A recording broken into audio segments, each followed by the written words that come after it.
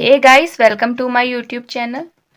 आज के इस लेक्चर में हम फर्मी-डिराक एनर्जी डिस्ट्रीब्यूशन लॉ के बारे में स्टडी करने वाले हैं। इससे प्रीवियस लेक्चर में हमने बोस-आइंस्टीन एनर्जी डिस्ट्रीब्यूशन लॉ के बारे में पढ़ा है। अगर आपने वो लेक्चर नहीं देखा है तो डिस्क्रिप्शन बॉक्स में मैं प्लेलिस्ट का लिंक दे दूंगी, आप उसमें जाकर चेक कर सकते हैं। तो स्टार्ट करते हैं फर्मी-डिराक एनर्जी डिस्ट्रीब्यूशन लॉ, जो कि एक इम्पॉर्टेंट टॉपिक है और एग्जाम में आता है। ठीक है, तो सबसे पहले फर्मी-डिराक एनर्जी डिस्ट्रीब्यूशन लॉ होता क्या है। ये फर्मी-डिराक स्टैटिक्स को वो पार्टिकल ओबे करेंगे जो कि इंडिस्टिंग्विबल होंगे, मतलब जो क्या होंगे जिन्हें हम डिफ्रेंशिएट नहीं कर सकते हैं, और इनकी जो स्पिन होती है वो हाफ इंटीग्रल के फॉर्म में होती है, मतलब 1/2 3/2 हाफ इंटीग्रल स्पिन इसमें होगी। और जो पार्टिकल फर्मी-डिराक स्टैटिक्स ओबे करते हैं उन्हें हम फर्मियॉन्स कहते हैं। ठीक हो गया।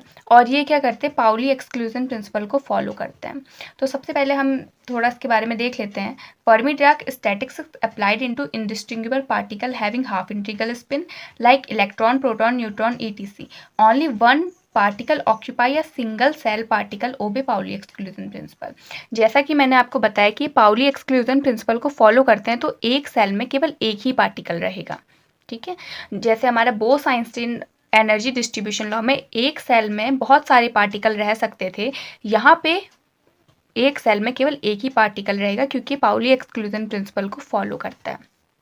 ठीक हो गया। तो अब हम क्या करेंगे, हम एक आइसोलेटेड सिस्टम कंसीडर करते हैं।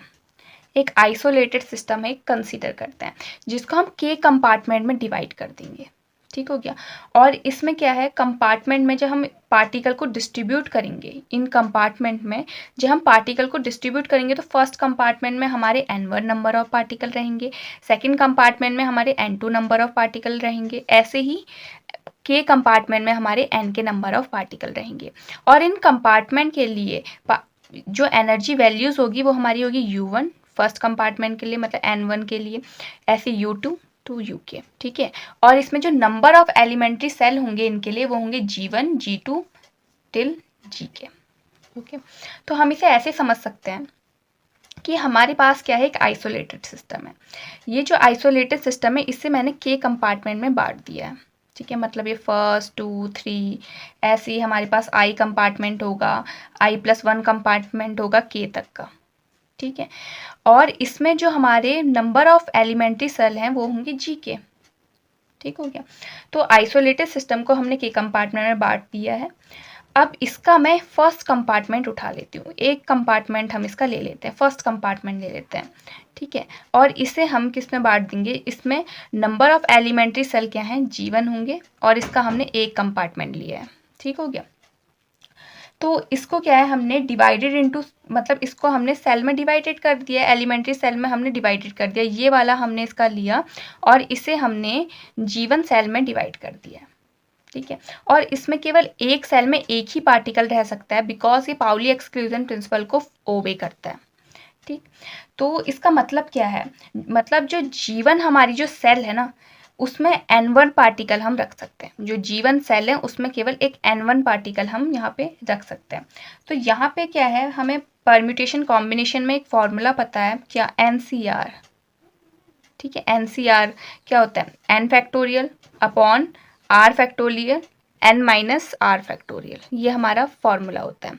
तो यहाँ पे जब हम थर्मोडाइनेमिकल प्रोबेबिलिटी निकालेंगे तो हम इस फॉर्मूले का यूज़ करेंगे। ठीक है, तो यहाँ पे जैसे हम NCR का यूज़ करते हैं तो इसमें क्या है, यहाँ पे G1CN1।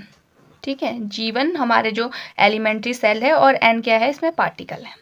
ठीक है, तो यहाँ पे हम थर्मोडाइनेमिकल प्रोबेबिलिटी में इसका यूज़ करेंगे, इसलिए मैंने आपको ये समझाया है कि कैसे यहाँ पे पाउली एक्सक्लूजन प्रिंसिपल फॉलो होगा और नंबर ऑफ पार्टिकल और एलिमेंट्री सेल के बारे में क्या कॉन्सेप्ट इसका यूज़ होगा और थर्मोडाइनेमिकल प्रोबेबिलिटी इसकी कैसे निकलेगी।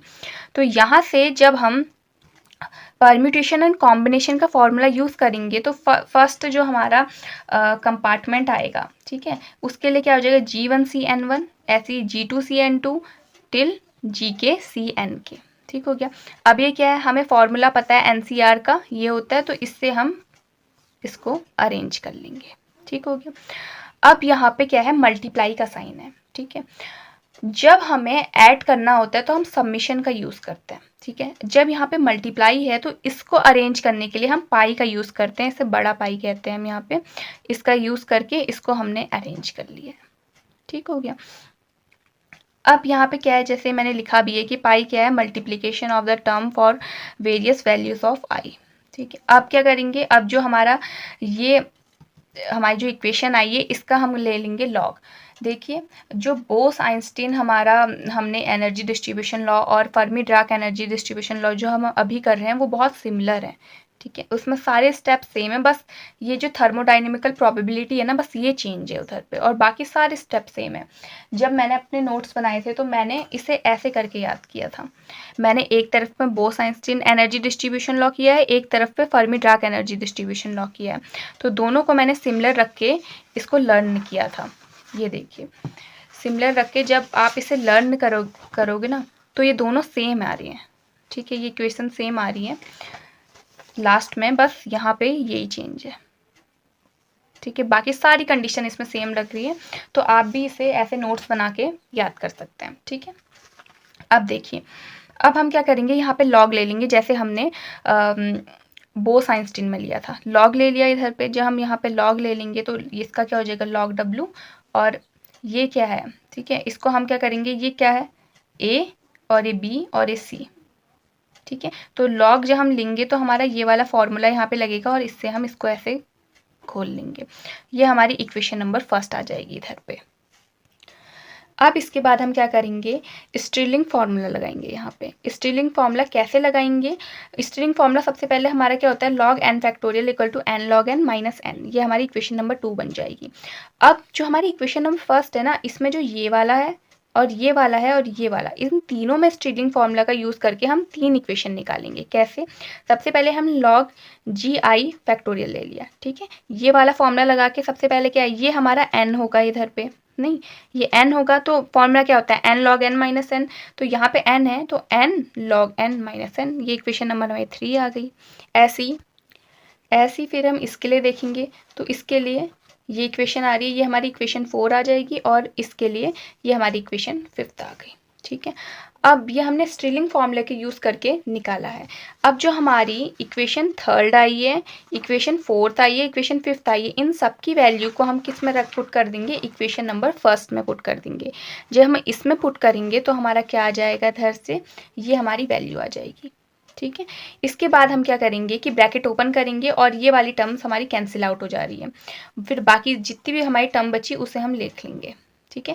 यहाँ पे सबमिशन का साइन लगेगा, ओके, क्योंकि हम इसे ऐड कर रहे हैं, तो सबमिशन का साइन यहाँ पे लगेगा और ये इक्वेशन नंबर 6 आ जाएगी। ठीक है। अब हम क्या करेंगे, जो इक्वेशन नंबर 6 है उसे डिफ्रेंशिएट करेंगे। ठीक है। डिफ्रेंशिएट करना आपको आता होगा, तो यहाँ पे हम इसको डिफ्रेंशिएट करेंगे। ठीक है। अब हम यहाँ पे डिफ्रेंशिएट करेंगे जब इसको, तो हम यहाँ पे इस वाली इक्वेशन को हम डिफ्रेंशिएट करेंगे, तो ये हमारे यहाँ पे u इंटू वी रूल लगा लेंगे हम। ठीक है। और यहाँ पे भी u इंटू वी लगेगा, तो ये u हो जाएगा और ये v हो जाएगा। तो first function as it is, second का डिफ्रेंशिएशन, फिर second function as it is, first का डिफ्रेंशिएशन करके हमारा ये टर्म आ जाएगी। ठीक है। अब इसके बाद हम क्या करेंगे, जो टर्म हमारी कैंसिल हो रही है उसको हम कैंसिल कर देंगे। कैंसिल करने के बाद जीरो वाली टर्म को तो हटा देंगे, तो हमारी ये यहाँ से ये इक्वेशन आ जाएगी। ठीक हो गया। इसके बाद हम क्या करेंगे कि ये हमारा फाइनल आ रहा है, फिर हम इसको ऐसे लिख सकते हैं, इसके टर्म में हम इसको लिख सकते हैं, तो हमारी इक्वेशन नंबर 7 आ गई इधर से। ठीक। अब हम यहाँ पे कंडीशंस लेते हैं। ठीक है। इसको सॉल्व करने के लिए यहाँ पे कंडीशंस लेते हैं हम, फॉर मोस्ट प्रोबेबल डिस्ट्रीब्यूशन। ठीक है। उसमें कंडीशन क्या होगी, W क्या हो जाएगा, W मैक्स हो जाएगा, और इसका अगर हम लॉग लेंगे और डेरिवेटिव करेंगे तो ये 0 आ जाएगा। ठीक है। 10 condition for the most probable distribution, तो इसकी कंडीशन क्या होती है, ये होती है, हम इसको इक्वेशन नंबर 8 दे देंगे। ठीक हो गया। ये हमारी इक्वेशन नंबर 8 आ जाएगी यहाँ पे। अब यहाँ पे मैंने जैसे आपको बताया कि 2 कंडीशन होती है, कौन कौन सी कंडीशन, एक तो जब हमारा total number of particle constant है, और दूसरा क्या है, जब हमारी एनर्जी कांस्टेंट है। तो टोटल नंबर ऑफ पार्टिकल हमने यहाँ पे n माने, तो जब n कांस्टेंट है, तो जब n कांस्टेंट आएगा, जब हम इसका डेरिवेटिव लेंगे तो 0, तो इक्वेशन नंबर 9 आ जाएगी इधर पे। और जब total energy of the system constant होगा, तो energy of the system constant होगा, तो NiUi क्या आ जाएगा, कांस्टेंट आ जाएगा इधर से। इसके बाद देखिएगा, फिर जब हम इसका डेरिवेटिव लेंगे तो हमारा ये आ जाएगा इक्वेशन नंबर 10।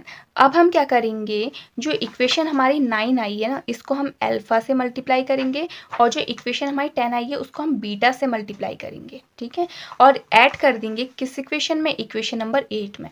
तो हमें यहाँ से क्या मिलेगा, आप करके देखिएगा, हमें यहाँ से ये इक्वेशन मिलेगी, ठीक है, ये हमें यहाँ से इक्वेशन मिली, इसे हम इक्वेशन नंबर 11 कर देंगे। हमने किया क्या, इक्वेशन जो 9 आई उसे अल्फा से मल्टीप्लाई किया, इक्वेशन 10 को बीटा से मल्टीप्लाई किया और 8 में ऐड कर दिया, तो ये हमारी इक्वेशन नंबर 11 आ गई है। अब यहाँ पे जो डी एन आई है वो इंडिपेंडेंट है, तो क्या आ जाएगा, उधर से हमारी ये वैल्यू आ जाएगी, ठीक है, वो इंडिपेंडेंट है। तो अब यहाँ पे हम इसे लॉग है तो ई की पावर इस ऐसे हम इसको लिख सकते हैं, ठीक है, ई की पावर में पॉजिटिव यहाँ पे साइन चेंज करेंगे तो यहाँ पे ये उल्टा हो जाएगा, रिवर्स, मतलब एन आई, ये कितना है, एन आई अपॉन जी, इसको अलग अलग कर लेंगे तो ये तो 1 हो जाएगा इधर से, और इसका माइनस साइन हम चेंज करेंगे तो क्या जी आई अपॉन एन आई करके आ जाएगा, ठीक है, क्योंकि यहाँ पे देखिए, ठीक। अब हम क्या करेंगे, हमें यहाँ से किसकी वैल्यू चाहिए, एन आई की वैल्यू चाहिए, तो सबसे पहले हम 1 को उस साइड ले जा लेंगे, ठीक है, तो हमारा ये आएगा। अब हमें एन आई की वैल्यू चाहिए तो ये वाली टर्म इधर आके हमारा एन आई ये आ जाएगा, और यही जो होता है यही हमारा कहलाता है कि फर्मी ड्राग डिस्ट्रीब्यूशन लॉ हमारा ये होता है, ठीक है। तो आई होप आपको समझ आया होगा। अगर आपको कोई भी डाउट है तो आप कमेंट सेक्शन में पूछ सकते हैं। तो हमने स्टैटिस्टिकल मैकेनिक्स के 2 टॉपिक कंप्लीट कर लिए हैं अभी तक। फर्स्ट हमने किया था Bose-Einstein energy distribution law, second हमने किया फर्मी ड्राक एनर्जी डिस्ट्रीब्यूशन लॉ। अगर आपको इस टॉपिक में और कोई वीडियोस चाहिए, मतलब स्टैटिस्टिकल फिजिक्स के में, तो आप कमेंट सेक्शन में मुझे बता सकते हैं, मैं उसमें आपको वीडियोस प्रोवाइड करूँगी। और I hope you like my videos. If you like my videos, please like, share and subscribe. Thank you.